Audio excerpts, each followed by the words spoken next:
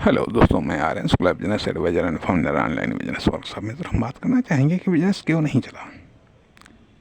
Business क्यों नहीं चला, इस पर हम बात करेंगे। अब बिजनेस क्यों नहीं चला, क्यों नहीं चल पाया बिजनेस। बिजनेस जैसा कि हम इसके पिछले वाले भाग में हम बात कर चुके हैं कि बिजनेस किस पर चलता है, किस पर चलता है। तो इस भाग में हम बात करें कि बिजनेस क्यों नहीं चला, अर्थात फाइनल तौर पर आपके बिजनेस ने साख का निर्माण नहीं कर पाया। आपका बिजनेस साख का निर्माण नहीं कर पाया, इसलिए आपका बिजनेस नहीं चल पाया। ठीक है। आपके बिजनेस आपके बिजनेस ने पब्लिक में या कस्टमर के बीच में जान पहचान परिचय बनाने में असफल रहा, इसलिए आपका बिजनेस नहीं चल पाया। या आपका बिजनेस पब्लिक में या कस्टमर के बीच में रिलेशनशिप बनाने में वो फेल हो गया है, इसलिए आपका बिजनेस नहीं चल पाया। अर्थात जब बात की जाती है कि आपका बिजनेस नहीं चल पाया, जब बात की जाती है कि कोई बिजनेस चले क्यों नहीं पाया या कोई बिजनेस चला क्यों नहीं, कोई बिजनेस में मूवमेंट क्यों नहीं हुआ, या कोई बिजनेस ने रन क्यों नहीं किया, या कोई बिजनेस या किसी बिजनेस ने रफ्तार क्यों नहीं पकड़ी, तो यहाँ पर हम सिर्फ बिजनेस की बात हम नहीं करते हैं, बल्कि उसके बिजनेस के प्रत्येक फैक्टर या सेक्टर की बात करते हैं। फैक्टर या सेक्टर की बात करते हैं। तो जैसा कि हम बात कर रहे हैं कि बिजनेस के जब फैक्टर की बात आती है, अर्थात जो बिजनेस एक शब्द में लगता है, यह अपने सारे पार्टों की हम बात कर रहे हैं। अब अर्थात बिजनेस क्यों नहीं चल पाया, इसका अर्थ ये बनता है कि आपके प्रोडक्ट या आपके सर्विस ने पब्लिक के बीच में व कस्टमर के बीच में न तो वो जान पहचान बना पाया, न वह अपनी आइडेंटिटी को बिल्ड कर पाया, न वह आम पब्लिक तक पहुंच पाया, ना ही वह कस्टमर के बीच में अपनी पहचान बना पाया, ना कस्टमर के बीच में अपना आइडेंटिटी को डेवलप कर पाया, और ना ही पब्लिक और कस्टमर के बीच में रिलेशनशिप को बिल्ड कर पाया, और ना ही कोई बेहतर ऑफ़र और ना ही कोई बेहतर डिस्काउंट दे पाया। इसलिए आपकी सर्विस या आपका प्रोडक्ट नहीं चल पाया। ठीक। दूसरी चीज़ आती है बिजनेस का दूसरा सेक्टर या पार्ट, आपकी कॉमर्शियल एक्टिविटी या फर्म, दुकान, कंपनी। इनकी या तो पोजीशन ख़राब थी, या इनकी लोकेशन ख़राब थी, या इनकी कंडीशन ख़राब थी।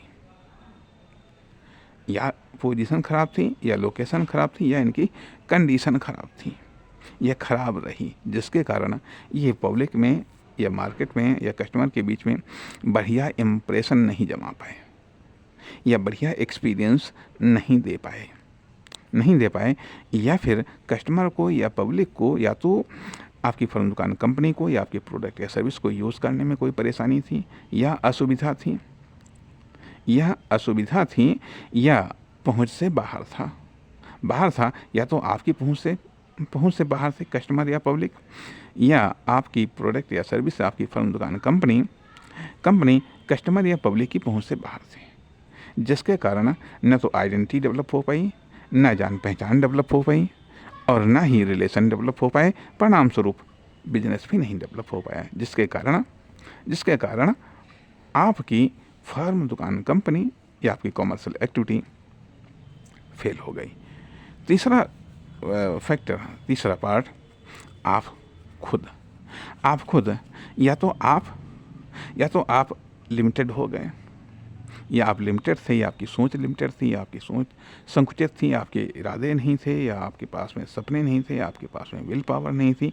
ऐसी तमाम सारी हर वो पॉजिटिव चीज़ जो होनी चाहिए एक एंटरप्रेन्योर में, एक बिजनेसमैन में, उसका अभाव था, उसकी कमी थी, या फिर खुद को केवल ऑफिस वर्क तक ही खुद को सीमित कर लिया। फील्ड वर्क में जा करके कस्टमर की परेशानियों को, उनकी प्रॉब्लम्स को आप नहीं समझ पाए, अर्थात आप खुद अपनी जान पहचान पब्लिक में, कस्टमर के बीच में नहीं बना पाए। खुद आप पब्लिक में, कस्टमर में अपने रिलेशन को नहीं बिल्ड कर पाए, या ये कह लीजिएगा खुद आप अपना व्यापार नहीं डेवलप कर पाए, खुद आप अपनी मार्केट को नहीं बना पाए। कहने का अर्थ यह कि इस प्रकार से तीनों के बैड इफेक्ट के कारण साख का निर्माण, या तीनों के बैड इफेक्ट के कारण, या तीनों से जो टोटल मिलाकर के बिजनेस बनता है, उस मतलब वह बिजनेस न तो पब्लिक के बीच में, न कस्टमर के बीच में, न जान पहचान बना पाया, न आइडेंटिटी बिल्ड कर पाया, न ही विश्वास को डेवलप कर पाया। परिणाम, साख का डेवलपमेंट हुआ ही नहीं। जब साख का डेवलपमेंट नहीं हुआ या बहुत ही अल्प मात्रा में डेवलपमेंट हुआ, जिसके कारण टोटल बिजनेस फेल हो गया। टोटल आपकी फर्म, दुकान, कंपनी फेल हो गई, आप फेल हो गए, या आपका प्रोडक्ट फेल हो गया। अर्थात एक चीज़ के फेल होने का इफेक्ट दूसरी चीज़ पर पड़ता है, दूसरी से तीसरी पर पड़ता है, इसलिए फेलियर का सर्किल जनरेट हो जाता है। अगर एक चीज़ फेल हो रही है तो उसको वहीं पर कंट्रोल कर लीजिएगा, तब तो ठीक है, नहीं तो इसका बैड इफेक्ट बड़ी जल्दी से दूसरे से तीसरे में, और फिर ये टोटल सर्किल में घूमने लगता है। परिणाम फ्लॉप हो जाता है। फिर आप चाहें जितना फ्लॉप की अवस्था में, या बैड इफेक्ट के साथ में, बैड इंप्रेशन के साथ में, बैड एक्सपीरियंस के साथ में, चाहे जितना आप टाइम स्पेंड करें, लेकिन आप या आपका बिजनेस सक्सेस नहीं हो सकता है। सक्सेस तीनों सेक्टर को करना पड़ता है, प्रोडक्ट और सर्विस को भी सक्सेस करना पड़ता है, फर्म, दुकान, कंपनी या कॉमर्शियल एक्टिविटी को भी सक्सेस करना पड़ता है, और खुद को भी सक्सेस करना होता है। आपकी सक्सेस के पैमाने अलग हैं, आपकी सक्सेस के मापदंड अलग हैं, आपकी सक्सेस की परिभाषा अलग है, और आपकी फर्म, दुकान, कंपनी के पैमाने अलग हैं, मापदंड अलग हैं। सक्सेस के, कॉमर्शियल एक्टिविटी के पैमाने या मापदंड अलग हैं, आपकी प्रोडक्ट या सर्विस के सक्सेस के पैमाने या मापदंड अलग हैं। सबको अपने अपने मापदंडों पर खरा उतरना पड़ता है, तब जाकर के कहीं बिलीव्स या रिलेशन या जान पहचान या फाइनली तौर पर साख का निर्माण हो पाता है, जिसके कारण बिजनेस चलता है, रन करता है, दौड़ता है या फ्लाई करता है। यदि साख नहीं बन पाई, ये साख आप नहीं बना पाए, या आप बिजनेस के थ्रू या फर्म, दुकान, कंपनी या प्रोडक्ट या सर्विस के थ्रू आप जो मार्केट में या कस्टमर के बीच में जो साख बनाना चाहते थे, उसमें आप फेल हो गए, जिसके कारण आपका बिजनेस फेल हो गया। या आपकी फर्म, दुकान, कंपनी जो प्रोडक्ट या सर्विस के द्वारा या बिजनेसमैन या एंटरप्रेन्योर के द्वारा जो मार्केट में या कस्टमर के बीच में जो जान पहचान, साख बनाना चाहता था, जो विश्वास को डेवलप करना चाहता था, उसमें वो फेल हो गया, जिसके कारण पूरा बिजनेस फेल हो गया। या प्रोडक्ट या सर्विस जो हो कमर्शियल एक्टिविटी के द्वारा, या अपनी फर्म, दुकान, कंपनी के द्वारा, या अपने बिजनेसमैन या एंटरप्रेन्योर के द्वारा जो मार्केट में या सोसाइटी में जो साख बनाना चाहता था, जो बिलीव डेवलप करना चाहता था, जो जान पहचान या आइडेंटिटी को डेवलप करना चाहता था, वो डेवलप नहीं कर पाया, जिसके कारण टोटल बिजनेस फ्लॉप हो गया। अर्थात एक पार्ट को दूसरे या तीसरे पार्ट की सपोर्ट मिलती है या मिलनी चाहिए। यदि दूसरा या तीसरा पार्ट, यदि एक पार्ट पॉजिटिव है या सही है, दूसरा या तीसरा पार्ट गलत है, तो उसका बैड इफेक्ट पड़ेगा। ध्यान दीजिएगा, बैड इफेक्ट अधिक इफेक्टिव होता है बशर्ते कि गुड इफेक्ट की बजाय। गुड इफेक्ट उतना इफेक्टिव नहीं होता है।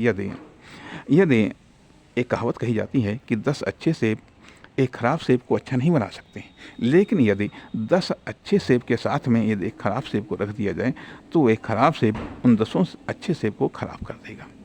इसलिए बैड इफेक्ट ज़्यादा इफेक्टिव होता है, ज़्यादा क्रिएटिव होता है, बशर्ते कि गुड इफेक्ट की।